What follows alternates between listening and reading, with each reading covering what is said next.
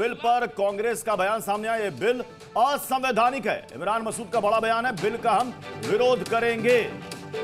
आज बिल पेश होने वाला दोपहर 12 बजे। उससे पहले कांग्रेस की तरफ से इमरान मसूद ने बड़ा बयान दिया है, ये बिल असंवैधानिक है। तो कांग्रेस और तमाम विपक्षी पार्टियां सरकार के खिलाफ ताल ठोक रही हैं और कांग्रेस की ओर से इमरान मसूद ने जी न्यूज से बातचीत में कहा है कि यह बिल असंवैधानिक है, जिसका विरोध हम संसद के अंदर करेंगे।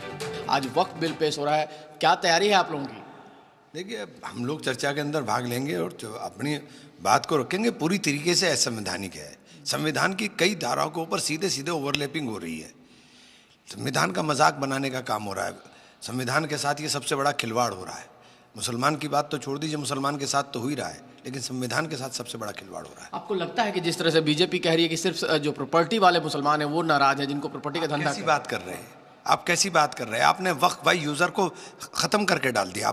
आप बाहर कहते हो कि किसी मस्जिद पर आंच नहीं आएगी, किसी कब्रिस्तान पर आंच नहीं आएगी, लेकिन आपने जो कानून बनाया उस कानून के अंदर आपने कहा है कि वक्फ बाई यूजर उसके ऊपर लागू नहीं होगा जो संपत्ति विवादित होगी या जो सरकारी कब्जे में होगी। और विवादित, सुनिए पूरी बात सुनिए, उत्तर प्रदेश के अंदर 14,500 हेक्टेयर लैंड में से 11,500 हेक्टेयर लैंड को फर्जी तरीके से 78% लैंड को सरकारी संपत्ति घोषित कर दी, जिसके अंदर 400, 500 साल की पुरानी मस्जिदें भी शामिल हैं। आप क्या बात कर रहे हो? ये तो पूरी तरह से बुलडोज कर रहे हैं।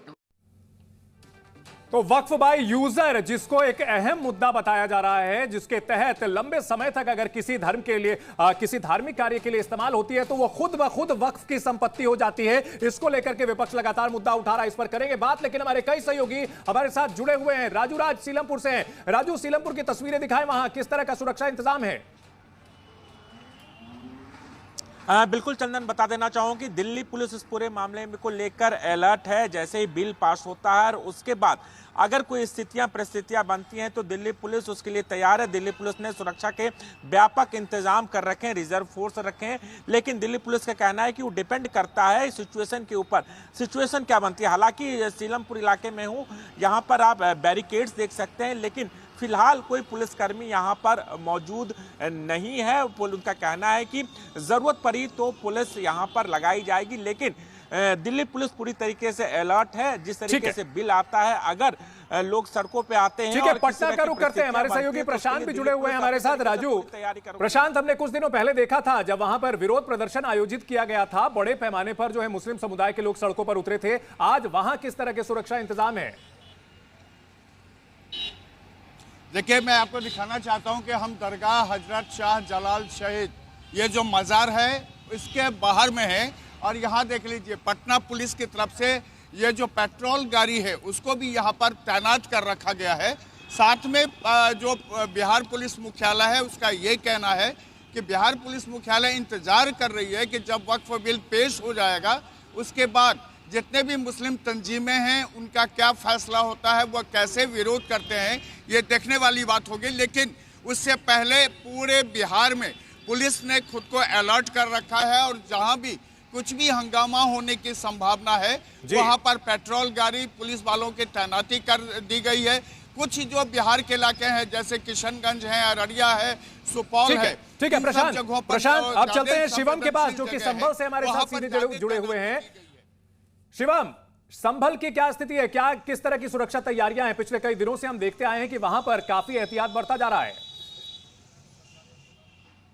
बिल्कुल चंदन, संभल में स्थितियां वैसी हैं जैसी पहले रही हैं, लेकिन बड़ी बात यह है कि पुलिस बहुत अलर्ट है। जब से हिंसा हुई है संभल में, आप विजुअल देखेंगे तो कुछ इस तरीके की तैयारियां हैं। बीती रात भी अफसरों ने दिशा निर्देश जारी किए थे, क्योंकि संभल में सीए के दौरान बड़ा प्रोटेस्ट हुआ था, 2 लोगों की जान चली गई थी। यही एक वजह है कि अब वक्फ बिल में जो आज अमेंडमेंट आ रहा है उसके लिए संभल पुलिस ने तैयारियां कर ली हैं। हर चौराहे पर ऐसी बैरिकेडिंग, तमाम पुलिस के जवान तैनात किए गए, इंटेलिजेंस टीम लगातार इनपुट कर रही है। संभल के जो मुख्य जगह है वहां पर लगभग 2000 जवानों की तैनाती फिलहाल कर दी गई है। सामने की साइड अगर आप देखें तो वहां भी आगे जो मुख्य चौराहे हैं वहां पर बैरिकेडिंग की गई है। जगह जगह इन तमाम पुलिसकर्मियों को डिप्लॉयड किया गया है। इस गली में भी अगर मैं आपको आगे दिखाऊं तो पुलिसकर्मियों का डिप्लॉयड किया गया है। बड़ी बात यह है कि बीती रात ही एसपी ने तमाम अधिकारियों के साथ मीटिंग ली और उनको साफ तौर पर कहा कि संभल विरोध प्रदर्शन का हब रहा है। हालांकि ईद पर इतने लोग जुटे, कोई विरोध प्रदर्शन नहीं हुआ, लेकिन हमें वक्त के लिए तैयार रहना होगा। यही एक वजह संभल की स्थिति को देखते हुए, संभल की पृष्ठभूमि को देखते हुए वहां पर खास तौर पर